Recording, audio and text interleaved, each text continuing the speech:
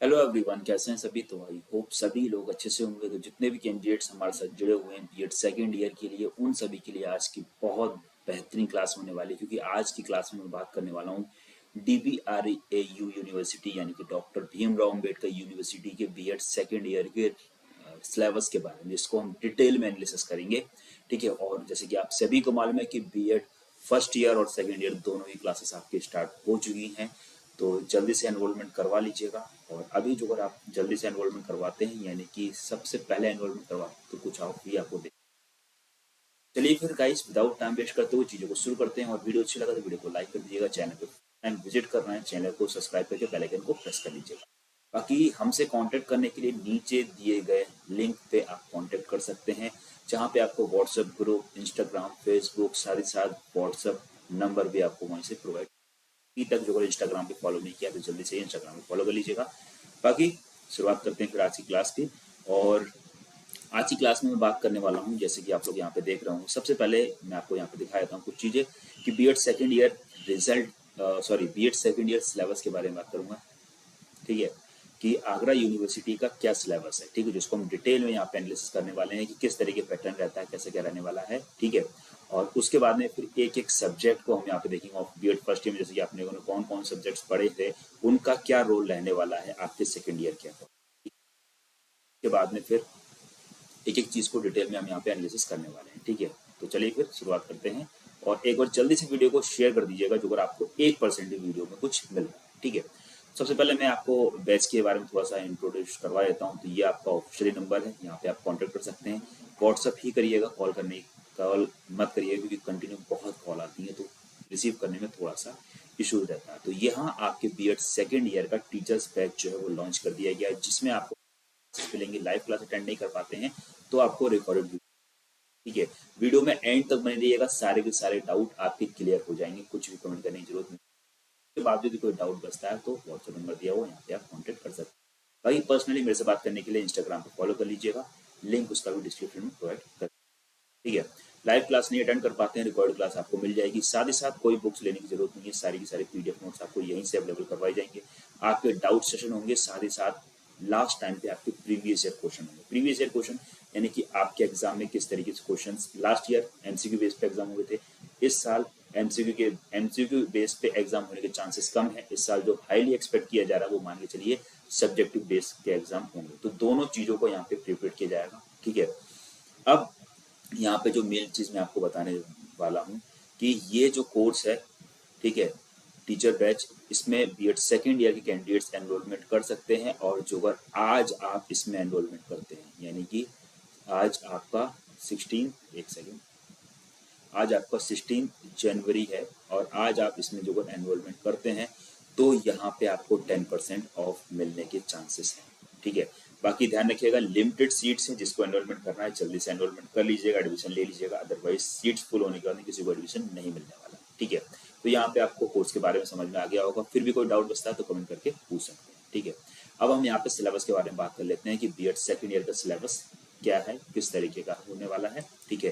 क्या क्या चीजें आपको पढ़नी है, और बीएड फर्स्ट ईयर में क्या क्या रोल निभाएगा, यानी कि बीएड फर्स्ट ईयर में आपने जो तैयारी की थी अच्छे से, देन ओके नहीं की थी, तो यहाँ पे सेकंड ईयर का जो आप कोर्स लेते हैं तो बीएड फर्स्ट ईयर का भी काफी हद तक कवर करवा दिया जाएगा। यानी कि जो सब्जेक्ट्स आपके कह सकते हैं बेसिक हैं, वो आपको यहाँ पे बेसिकली कंप्लीट किया जाएगा। ठीक है। तो चलिए फिर देखते हैं। तो बीएड सेकंड ईयर की जो बात करता हूँ, तो यहाँ पे आप लोग देख सकते हैं doctor Bhimrao Ambedkar university syllabus structure. तो सभी को मालूम है कि बीएड जो है 2 साल का प्रोग्राम, बैचलर ऑफ एजुकेशन इसके। ठीक है। तो यहाँ पे अब ये जो चीज मेन है, एक सेकंड दीजिएगा, यहाँ पे अगर मैं बात करता हूँ, ठीक है, ये आपका 2 ईयर का प्रोग्राम है, 1 साल आपका कंप्लीट हो चुका है। फर्स्ट ईयर में आपकी कोई परसेंट रही, अच्छी परसेंट रही, देन गुड, नॉर्मल थी, एवरेज थी, या पासिंग मार्क्स थी, कोई दिक्कत नहीं। सेकंड ईयर में जो अच्छी परसेंट ले आते हैं तो आराम से दोनों सालों को कवर हो जाता है। ठीक है। तो यहाँ पे जो मैं बात करता हूँ बीएड सेकंड ईयर में आपको कितने सब्जेक्ट्स होने वाले हैं, तो फर्स्ट ऑफ ऑल यहाँ पे आपको बता दूं कि आपका जो पेपर कोड होने वाला है BD 20 आपका पहला पेपर होने वाला है। ठीक है। सेकंड पेपर कोड जो आपका होगा वो BD 202। ठीक है। थर्ड आपका यहाँ पे होगा BD 203, यानी कि ये थर्ड पेपर होगा। फोर्थ पेपर आपका यहाँ पे होगा योगा एजुकेशन का। ठीक है। BD 204। देन फिफ्थ पेपर यानी कि 205, जिसको हम लोग बोलते हैं, ये आपका फिफ्थ पेपर होगा। इसमें नॉर्मली सिर्फ और सिर्फ सेकेंड ईयर में 5 ही पेपर होने हैं। अब इसमें आपका कौन सा है, यानी कि आपने वैल्यू एजुकेशन ले रखा है, एनवायरमेंटल एजुकेशन लिया हुआ है, या जेंडर स्कूल एंड सोसाइटी, या गाइडेंस एंड काउंसलिंग, या हेल्थ एंड फिजिकल एजुकेशन। ठीक है, तो जो भी चीज़ें होंगी आपकी optional paper of any one of the paper, इनमें से कोई एक पेपर आपका होगा जो भी आप लोग चूज करेंगे। ठीक है, तो ध्यान से चूज करिएगा। ठीक है, बाकी जो इजी बताऊं, जो अगर मैं इसमें कहूँ कि क्या चीज़ थोड़ा सा इजी रहती है, तो ये कह सकता हूँ कि एनवायरमेंटल एजुकेशन भी इजी रहती है, साथ ही साथ कह सकता हूँ हेल्थ एंड फिजिकल एजुकेशन भी आपकी इजी रहती है। क्यों? क्योंकि जो अगर 12th में आपके पास पीएचडी होगी फिजिकल हेल्थ एजुकेशन, तो वहाँ से काफ़ी सारी चीज़ें आपको मिल जाएंगी, कुछ बेसिक्स आपने पहले पढ़ा हुआ होगा, तो थोड़ा सा अच्छा रहता है। ठीक है, बाकी इंटर्नशिप होने वाली है आपकी।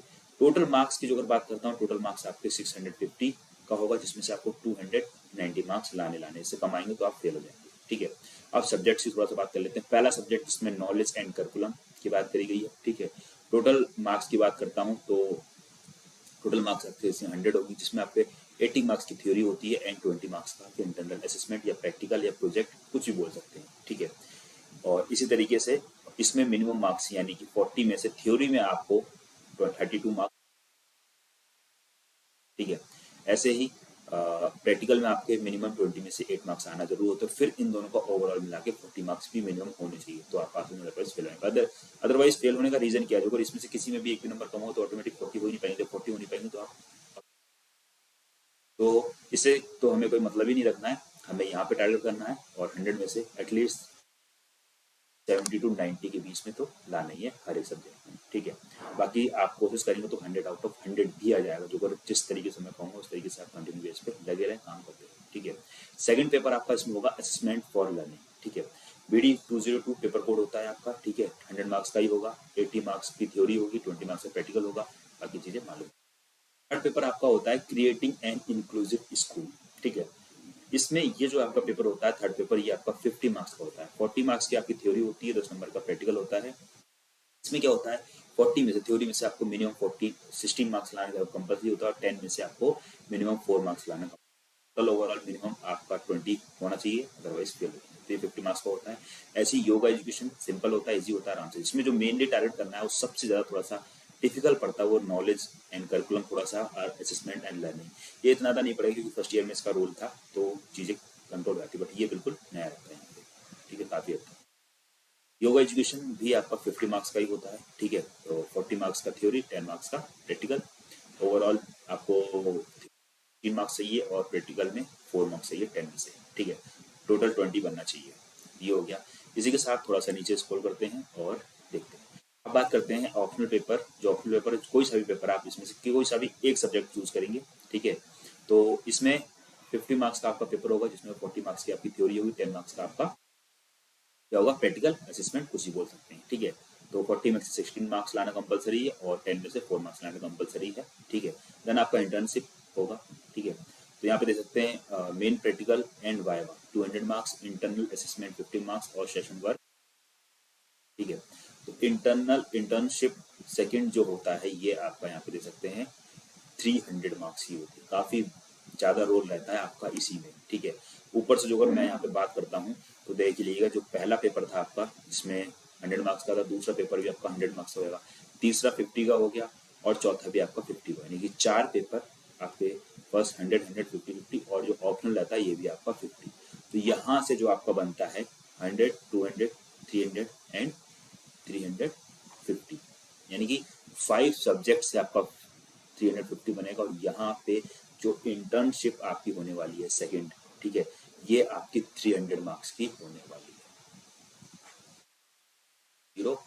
0533 कितना हो गया टोटल, 650 आपका सेकंड ईयर का हो गया, 650 आपका फर्स्ट ईयर का। तो टोटल ग्रांड टोटल करके इस तरीके से वो भी मैं अभी आपको समझा दूंगा। मतलब फर्स्ट ईयर में जो भी आपके आ गए सो आ गए, बट अभी आपको जो फाइट करनी है सेकंड ईयर में 650 मार्क्स से फाइट करनी है। अब सोचिए 650 मार्क्स में से जो अगर आप 600 ले आते हैं, ठीक है, और पिछली बार मैं कह रहा हूँ ये ज्यादा नहीं थे, जो अगर 650 में से 300 थे या 350 के अराउंड थे, यहाँ से आप दे सकते हैं 950 मार्क्स बनते हैं आपके। कितने में से, टोटल की बात कर रहा हूँ, टोटल आपका 1300 हो जाता है।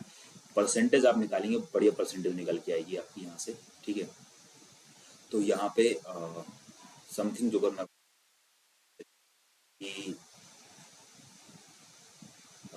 ये 70 के अराउंड आपकी यहाँ पे बनने के चांसेस पूरे पूरे रहने वाले हैं, यानी कि 70 से 80 के बीच में, नॉर्मली 70 से 80 के बीच में आराम से बन जाएगी। ठीक है, तो ये भी परसेंटेज काफ़ी हद तक ठीक रहने वाली है।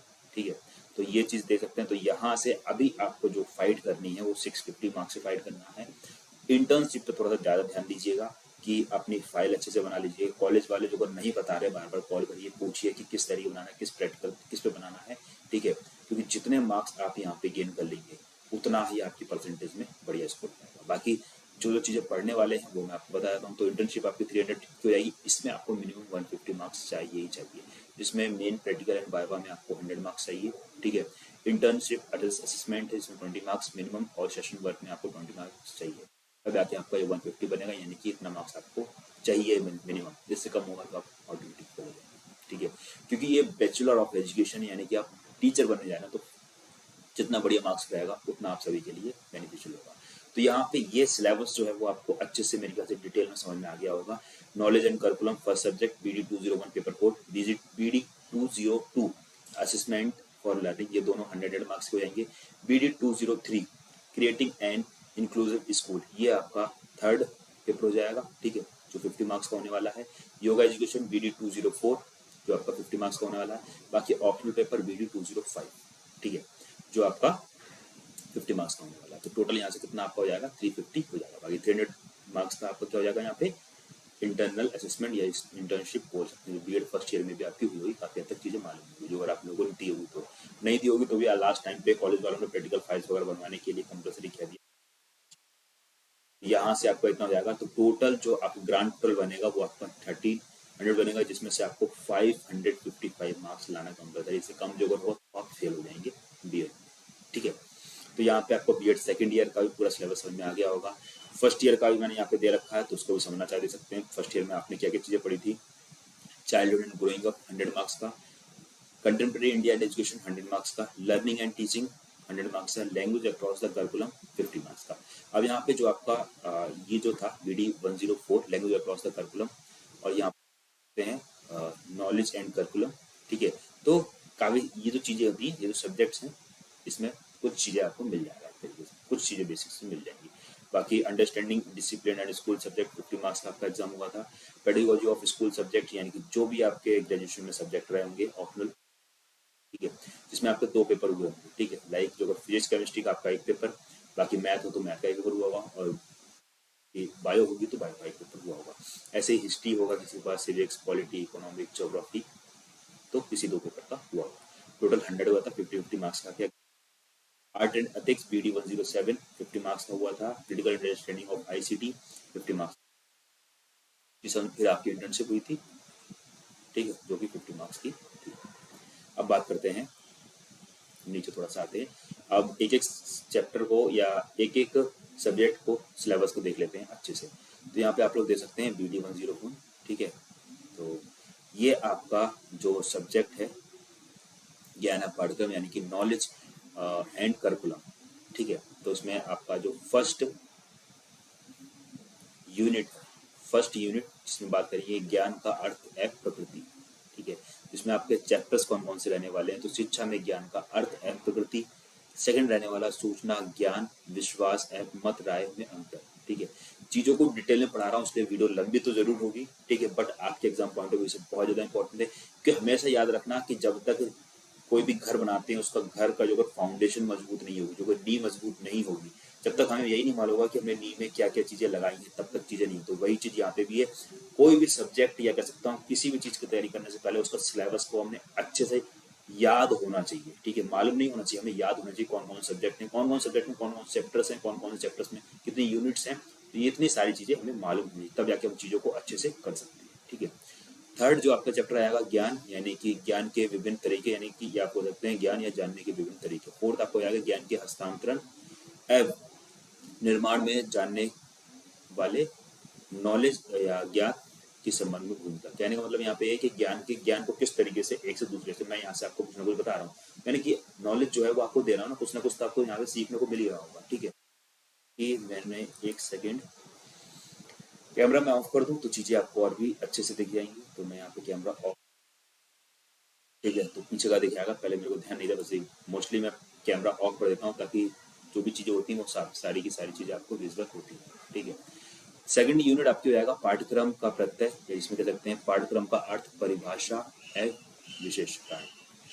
सेकंड माध्यमिक स्तर एवं उच्च माध्यमिक स्तर पर पाठ्यक्रम का क्षेत्र। थर्ड व्यावसायिक कोर्सों एवं माध्यमिक स्तर पर पाठ्यक्रम के उद्देश्य। पाठ्यक्रम एवं शिक्षा के बीच संबंध, क्या क्या संबंध रहते हैं। देन थर्ड यूनिट आपकी ज्ञान के प्रसारण के लिए संगठनाएं, वातावरण। ठीक है। इसमें आपका क्या क्या चीज आएगा, तो इसमें आपका आने वाला है संगठन के रूप में विद्यालय, यानी कि संगठन के रूप में क्या क्या चीजें होती हैं। जैसे विद्यालय हो गया तो उसका क्या अर्थ हो गया, आवश्यकता क्या है विद्यालय की, प्रकार एवं विद्यालय संगठन, प्रशासन एवं प्रबंधन के सिद्धांत। ठीक है। पाठ्यक्रम सैग्रामी क्रियाएं, अर्थ, महत्व, पाठ्य सामग्री, क्रियाएं के आयोजन में सिद्धांत। थर्ड विद्यालय पाठचर्या में भाषा का स्थान। फोर्थ विद्यालय वातावरण, यानी कि जीवन वातावरण या अधिगमकर्ता के अनुकूल प्रेरक वातावरण, समावेशी वातावरण। फोर्थ में जाएगा पाठ्यक्रम की आधुनिक अवधारणाएं। ठीक है। फोर्थ यूनिट का फर्स्ट चैप्टर जो आएगा पाठ्यक्रम रूपरेखा 2005 से 2009 तक आलोचनात्मक अध्ययन, यानी कि जो एजुकेशन है उसके अकॉर्डिंग बात करिए 2005 से 2009 के बीच में क्या क्या चीजें परिवर्तन द्वारा चीजें आई हैं। ठीक है। बालक के केंद्रित शिक्षा के आधुनिक दृष्टिकोण पर चर्चा। विद्यालय पाठ्यक्रम के निर्माण में राज्य, स्थानीय निकाय एवं गैर सरकारी संगठन एनजीओ की भूमिका, यानी कि जो स्कूल हैं, सरकारी स्कूल है, प्राइवेट स्कूल है, बाकी एनजीओ वगैरह जो चलाते हैं, क्या भूमिका रहती है। नेक्स्ट बात करते हैं फिफ्थ यूनिट ज्ञान के निर्माण हेतु शिक्षण एवं प्रधानाचार्य की भूमिका, क्या भूमिका रहती है टीचर्स की और प्रिंसिपल्स की। नेतृत्व, अवधारणा, आवश्यकता, शिक्षक तथा छात्र के बीच नेतृत्व की गुणवत्ता की विकास या गुणवत्ता का विकास। ठीक है। अनुशासन, किस तरीके का अनुशासन होना चाहिए। अवधारणा, अनुशासन के आधार, अनुशासनहीनता के कारण एवं कारणों के उपचारकता, स्रोत, अनुशासन बनाए रखने की तकनीक के रूप में पुरस्कार एवं सजा। अनुशासन आप जोड़ेंगे, स्कूल में देखा होगा पनिशमेंट वगैरह मिलते हैं, कॉलेज लेट में आना, ठीक है, या किसी बच्चे को मारना, कुछ भी करना, यानी कुछ भी आप गलत काम करते हैं तो कुछ रूल्स होते हैं, जिन रूल्स को आप तोड़ेंगे तो आपको पनिशमेंट दिया जाएगा, वही बात करी गई है। थर्ड की बात करते हैं एक व्यवस्थित कक्षा प्रबंधन एवं अधिगम वातावरण बनाने में शिक्षा की भूमिका। शिक्षा का स्व मूल्यांकन एवं जवाबदेही, सजा एवं इसकी विधि या विधिक कानूनी नेतृत्व, यानी कि कानून के अकॉर्डिंग इसका क्या नेतृत्व है उसके बारे में बात करेंगे। ठीक है। विधि का क्या नेतृत्व, यानी कि संविधान का क्या नेतृत्व है। देन आपका आता है सेकंड पेपर या सेकंड सब्जेक्ट बोल सकते हैं, अधिगम के लिए आकलन, लर्निंग फॉर टीचिंग या असेसमेंट फॉर टीचिंग या लर्निंग एंड टीचिंग की बात कर सकते हैं। फर्स्ट यूनिट आपकी इसमें आएगी क्या, आकलन एवं मूल्यांकन। ठीक है। जिसमें फर्स्ट चैप्टर आएगा आकलन का अर्थ, विशेषताएं एवं क्षेत्र, आकलन के माप पर, नामित, क्रमित, अंतराल एवं अनुपात या फिर पैमाना वगैरह। ठीक है। थर्ड आएगा आकलन, मापन एवं मूल्यांकन के बीच संबंध, विद्यालय स्तर पर शैक्षिक आकलन का महत्व। नेक्स्ट यूनिट आपकी आएगी सेकंड यूनिट आकलन उपकरण की रचना। पहला हो जाएगा आकलन उपकरणों के प्रकार, अच्छे आकलन उपकरण की कसौटियां। एक अच्छे आकलन के लिए वस्तुनिष्ठ प्रकार के पदों की तैयारी एवं ब्लूप्रिंट की तैयारी, सीखने के उद्देश्य संज्ञानात्मक, भावनात्मक, मनोज्ञानात्मक का वर्गीकरण एवं व्यवहारिक जीवन में प्रयोग। देन थर्ड यूनिट आपकी विभिन्न पहलुओं का आकलन, का आकलन, शाब्दिक अशाब्दिक परीक्षण, प्रक्षेपित एवं अप्रक्षेपित विधियां या प्रविधियों के साथ व्यक्तिगत का आकलन, सृजनात्मक का आकलन, उपलब्धि का आकलन। फोर्थ यूनिट आपकी परीक्षा का निर्माण, एक अच्छे उपलब्धि परीक्षा का मानकीकरण। सेकंड चैप्टर आ जाएगा एक अच्छी आकलन प्रणाली की विशेषताएं, विश्वसनीयता, वैधता, वस्तुनिष्ठता, तुलनीयता, व्यवहारिक साध्य। ठीक है। नेक्स्ट बात करते हैं परंपरागत आकलन प्रणाली एवं ग्रेडेड प्रणाली का तुलनात्मक एवं आलोचनात्मक अध्ययन।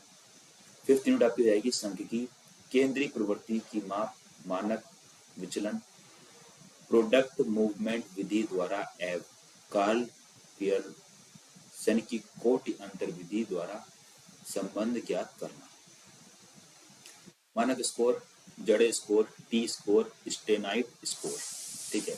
नेक्स्ट थर्ड आपका सब्जेक्ट जो हो जाएगा समावेशी विद्यालय का सृजन या creating an inclusive school. First unit आपकी इसमें हो जाएगी समावेशी विद्यालय का प्रत्यय निर्माण। ठीक है।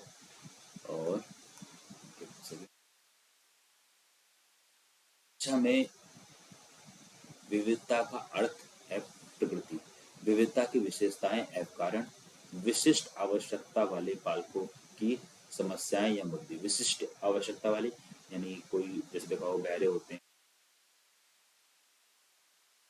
ठीक है, तो या फिर इस तरीके के बच्चे, उनकी बात करी गई है। सेकेंड यूनिट में बात करेगी विशिष्ट आवश्यकता वाले बालकों की अवधारणात्मक रूपरेखा।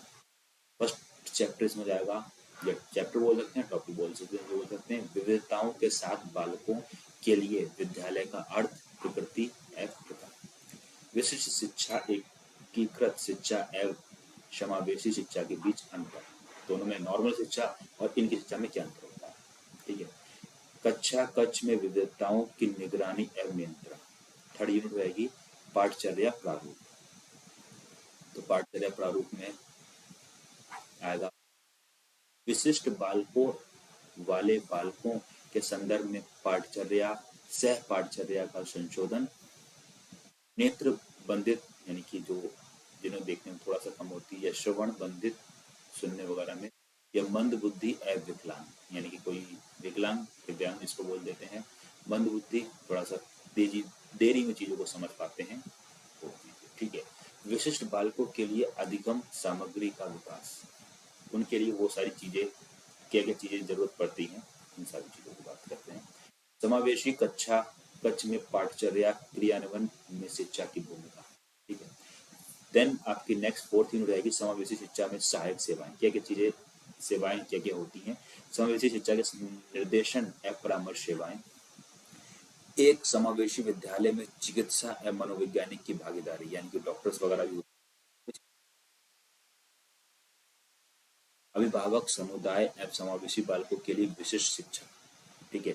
हर बच्चे के लिए एक अलग अलग टीचर, यानी कि कोई बच्चा दिव्यांग है तो उस तरीके के टीचर होते हैं, वो हर टीचर समझ लेता है। ठीक है। साइकोलॉजी के अकॉर्डिंग कक्षा में विविधता या अनुकूलन में, या अनुकूलन के नवीन उपाय। समावेशी विद्यालय में शिक्षा छात्र शिक्षण के लिए मल्टीमीडिया का प्रयोग, जैसे आज के टाइम में सोशल मीडिया के थ्रू, वीडियो के थ्रू, एनिमेशन के थ्रू चीजों को पढ़ाना शुरू करेगी, उसके बारे में बात करी गई है। सहकारी अधिगम एवं व्यक्तिगत शिक्षा कार्यक्रम, टोली शिक्षा और उपचारात्मक शिक्षा। टोली मतलब चारों बच्चों को इकट्ठा करके जो प्रोग्राम्स वगैरह कराए जाते हैं, एक दूसरे से क्वेश्चन पुटअप करो, वो सारी चीज की बात करी गई है। नेक्स्ट आपका यहाँ पे हो जाएगा क्या, BD 204 जो आपका फोर्थ सब्जेक्ट है, यानी कि चौथा सब्जेक्ट है, योग शिक्षा यानी कि योग एजुकेशन। योगा के बारे में मोस्टली लोग, इसमें पहला आपका यूनिट रहेगी योग एवं ध्यान तत्व। ठीक है। आपको मालूम होगा कि ध्यान हमारे जीवन में बहुत बड़ा रोल निभाता है। योगा किसी भी परेशानी में है, जो हम ध्यान करते हैं, योगा करते हैं, तो बहुत सारी चीजें हमारे तो इसमें फर्स्ट आपका चैप्टर रहेगा योग एवं ध्यान का अर्थ एवं परिवर्तन। योग और ध्यान का क्या अर्थ है, क्या परिवर्तन क्या है, योग का तत्व क्या है। सेकंड यूनिट आपकी रहेगी योग दर्शन तथा उसका व्यक्तिगत और सामाजिक उत्थान में संबंध। कौन किसने शुरुआत करी इसकी, कौन व्यक्ति थे, किसने बताया, इन सारी चीजों की बात करेगी। योग की समझ, स्वस्थ और समन्वित एकीकृत रहने वालों के लिए मार्ग के रूप में योग, एकता की दृष्टि पर आधारित योग आचरण, योग प्रणाली के विभिन्न प्रकार, पतंजलि के अष्टांग योग। ठीक है। तो पतंजलि ध्यान रखिएगा, ये बाबा रामदेव वाले नहीं है, पतंजलि पूरी प्राचीन वाली जो पतंजलि है उसके बारे में बात करेगी, एक बुक है उसके बारे में। ठीक है। तो योग अभ्यास के 8 अंग, तो उसमें सारी चीजें बात करेगी, उसकी बात करेंगे। अरविंद का समन्वयित योग एवं योग के आधुनिक संप्रदाय स्कूल, योग के साधन या साधना फली, क्या चीज चाहिए, 5 यम संस्कार, 5 नियम संस्कार पालन, आसन सही मुद्रा और सही आसन, प्राणायाम सांस पर नियंत्रण, और फिफ्थ प्रत्याहार इंद्रियों पर नियंत्रण। ठीक है। नेक्स्ट फिफ्थ आपका हो जाएगा इसमें धारणा ध्यान और उसके समाधि, इसके विभिन्न प्रकार होते हैं। ठीक है। नेक्स्ट आपका आ जाएगा फिफ्थ सब्जेक्ट पर्यावरण शिक्षा।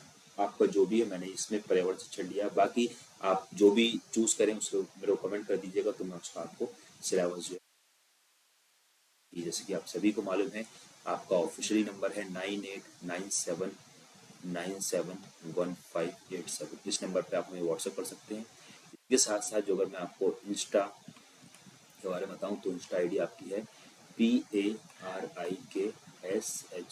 परीक्षा 52 क्लासेस CLASSES। इस नंबर पे आप मेरे को ज्वाइन कर सकते हैं। ठीक है, मैसेज कर सकते हैं, तो यहाँ से भी आपको चीज़ें अवेलेबल करवा दीजिए। ठीक है, आप सभी को मालूम है कि आपका कोर्स जो है वो B.Ed second year course launch कर, ठीक है, बाकी सारी चीज़ें आपको वहाँ से मिल जाएंगी। देन यहाँ पे एनवायरमेंट स्टडीज की बात कर रहा हूँ यहाँ पे, तो एक इकाई शिक्षा के रूप में पर्यावरण की भूमिका। तो पर्यावरण शिक्षा का दर्शन, पर्यावरणीय शिक्षा के उद्देश्य एवं विषय क्षेत्र, पर्यावरण शिक्षा के परिस्थिति या परिप्रेक्ष्य एवं प्रकृति। सेकंड हो जाएगा आपका पर्यावरणीय शिक्षा की पाठचर्या, बहुविषयक एवं अंतः विषयक पर्यावरणीय शिक्षा, शिक्षक की विधियां, प्रयोग, प्रोजेक्ट, सर्वे, व्याख्या, सह प्रदर्शन विधि, मीडिया की भूमिका, प्रिंट, फिल्म, टीवी एवं दृश्य श्रव्य सामग्री, इको क्लब, पर्यावरणीय शिक्षा में प्रदर्शनी। ठीक है। थर्ड आपका हो जाएगा इसमें परिस्थितिकी तंत्र एवं मानव, परिस्थितिकी तंत्र, जल एवं परिस्थितिकी पिरामिड, परिस्थितिकी तंत्र के प्रकार, जंगल, वन, घास का मैदान, रेगिस्तान एवं जलीय, परिस्थितिकी तंत्र पर मानवीय क्रिया का प्रभाव। चौथा हो जाएगा पर्यावरणीय संकट, प्रदूषण, जलवायु, मृदा, ध्वनि, विकिरण, प्रदूषण के कारण, प्रभाव एवं उपचार, अम्लीय वर्षा, ग्रीन हाउस प्रभाव, ओजोन हाउस रिक्तस्थानीकरण, जनसंख्या विस्फोट एवं पर्यावरण पर जनसंख्या विस्फोट का प्रभाव, ऊर्जा संकट एवं पर्यावरण की गुणवत्ता। नेक्स्ट हो जाएगा आपदा, प्रकृति एवं मानव निर्मित आपदा प्रबंधन एवं इसके वैधानिक नियम, क्या क्या इसके वैधानिक नियम है। नेक्स्ट सतत विकास, किस तरीके से इसका विकास हो, पर्यावरण संरक्षण की आवश्यकताएं, क्या जरूरत है इसकी, सतत विकास एवं शिक्षा में इसकी भूमिका, क्या भूमिका है, पर्यावरण शिक्षा के लिए आंदोलन, कौन कौन से इसके लिए आंदोलन हुए। इसी के साथ आप यहाँ पे आपकी चीजें कंप्लीट होती हैं। तो पूरा सिलेबस को डिटेल में एनालिसिस करके मैंने यहाँ पे बता दिया है। ठीक है, सो वॉचिंग, वीडियो अच्छी लगी तो वीडियो को लाइक जरूर कर दीजिएगा, बाकी एक शेयर कर दीजिएगा और एक कमेंट कर दीजिएगा। जो अगर आपको लगता है इस वीडियो से आपको कुछ भी मिला है तो आप इतना कर सकते हैं। बाकी हमें कॉन्टेक्ट करने के लिए इस नंबर पर आप हमें कॉन्टेक्ट कर सकते हैं पेड वर्ड ज्वाइन करने के लिए। ठीक है, और टेलीग्राम ग्रुप जो है वो आपका परीक्षा क्लासेस डालेंगे तो वहाँ पे आपका आ जाएगा। ठीक है, और देन इंस्टाग्राम पे आप फॉलो कर सकते हैं परीक्षा 52 क्लासेस करके। बाकी सारी चीज़ों का लिंक जो है गाइस वो मैंने डिस्क्रिप्शन में प्रोवाइड कर रखा है। ठीक है, बाकी सारी चीज़ों का लिंक गाइस मैंने डिस्क्रिप्शन में प्रोवाइड कर रखा है, तो वहाँ से आप जा सकते हैं, चीज़ों को देख सकते हैं। ठीक है, फिर भी कोई डाउट हो किसी तरीके का देन कमेंट करके बताइएगा। देन मिलते हैं, और जिसको भी कोर्स परचेस करना है जल्दी से कर लीजिएगा, अदरवाइज एडमिशन ऑफ हो जाएंगे तो फिर दिक्कत होगी। देन मिलते हैं नेक्स्ट वीडियो में, तब तक के लिए thanks for watching, have a nice day. Jai Hind, Jai Bharat, love you to my dear friends, thank you so much, take care and bye bye.